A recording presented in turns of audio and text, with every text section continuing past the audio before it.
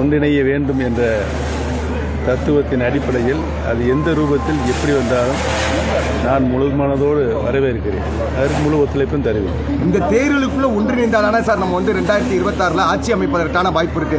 அப்படி ஒன்றிணைலாட்டா திமுக சாதகமாக அமைச்சிருமே சார். உங்களுடைய கருத்து வரவேற்கக்கூடியது. அதுதான் நடக்கும். ஒன்றிணைய வேண்டும் என்ற எண்ணம் அனைவர் மனத்திலும் இருக்கிறது. ஒன்றிணைய வேண்டும்.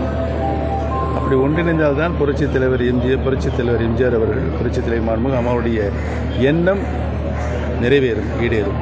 ஒன்றிணைப்பு கருத்துல மாறுபடுறாரு எடப்பாடி. அதுக்கு என்னதான் சார் காரணம்? உங்க நட்புக்குள்ள என்னதான் தயவுசெய்து என்னை கேட்கறது அவரை கேளுங்க. எடப்பாடி பழனிசாமியை தவிர்த்து வேற யாருனாலும் முதலமைச்சர் வேட்பாளர் அறிவிங்க, நான் திரும்பி மீண்டும் என்டிஏ கூட்டத்தில் இணையறேன்னு சொல்லி டிடிவி தினகரன் சொல்லியிருக்காரு. நல்ல கருத்து தான், ஆழமான கருத்து, சத்தான கருத்து. இல்லை, உங்களுடைய கருத்து நீங்களும் திரும்பி மீண்டும் என்டிஏ கூட்டத்தில் இணைகிறதா நீங்களும் உங்களுடைய கருத்து டிமாண்ட் வைக்கிறீங்களா? என்னை பொறுத்தவரையில் கட்சி இணைவது குறித்து நான் எந்தவித டிமாண்டும் வைக்கவில்லை என்பதை தெரிவித்துள்ளேன். கூட்டணியில் மீண்டும் இணைவதற்கு டிடிவி தினகரன் சொன்ன மணிக்கு நீங்களும் உங்கள் கோரிக்கை அரசியலில் ஏற்கனவே நான் சொல்லிவிட்டேன், எதிரியும் இல்லை நண்பர்கள் என்று. எதிர்காலத்தில் எதுவும் நடக்கலாம். ஒன்றிணைந்தால் முதலமைச்சர் வேட்பாளராக எடப்பாடி பழனிசாமியை நீங்க ஏத்துக்குவீங்களா? ஒரு மனதார திருப்பி ஒன்றிணைவதற்கு எடப்பாடி பழனிசாமி சரின்னு சொல்லிட்டா நீங்க அவரை முதலமைச்சர் வேட்பாளராக ஏற்றுக்கொள்வதற்கான பல பிரச்சனைகள் பேச வேண்டியிருக்கிறல்ல.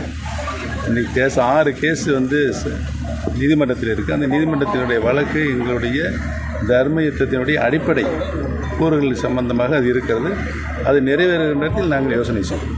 சார், செங்கோட்டையன் சாருடைய முயற்சி வெற்றி பெறுவதற்கான வாய்ப்புகள் இருக்கா சார்? சாத்தியக்கூறுகள் இருக்கா சார்? என்னை பொறுத்தவரையில் அவர் எடுத்திருக்கின்ற முயற்சி உறுதியாக வெற்றி பெறும். வெற்றி பெற என்னுடைய வாழ்த்துக்கள். செங்கோட்டையன் அவர்கள் டெல்லிக்கு அழைப்பு விட்டுருந்தாங்க. நீங்கள் உங்களுக்கு அழைப்பு வந்திருக்கா சார்? இதுவரை இல்லை.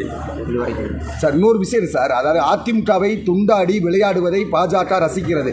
அந்த மாதிரியான விஷயத்தை எதுவும் அரசியல் நோக்கத்தோட பிஜேபி பண்ணுங்க. நான் அது மாதிரி எண்ணவில்லை. நாடாளுமன்ற தேர்தலில் என்டிஏ கூட்டணியோட தனித்து நின்றீங்க. ஒரு தொகுதியில் வெற்றி வாய்ப்பு இழந்தாச்சு. இப்போ என்டிஏ கூட்டணியும் இல்லை. இப்போ வர தேர்தலில் நீங்கள் போட்டிட்டு உங்களை வெற்றி கணிப்பு உடனே கருத்துக்களையும் கொள்கைகளையும் கோட்பாடுகளையும் கேட்டால் எப்படி சொல்லுவோம்? பொறுத்திருந்து பாருங்கள். தேர்தல் வர வர வர வர உங்களுடைய எண்ணம் நிறைவேறும்.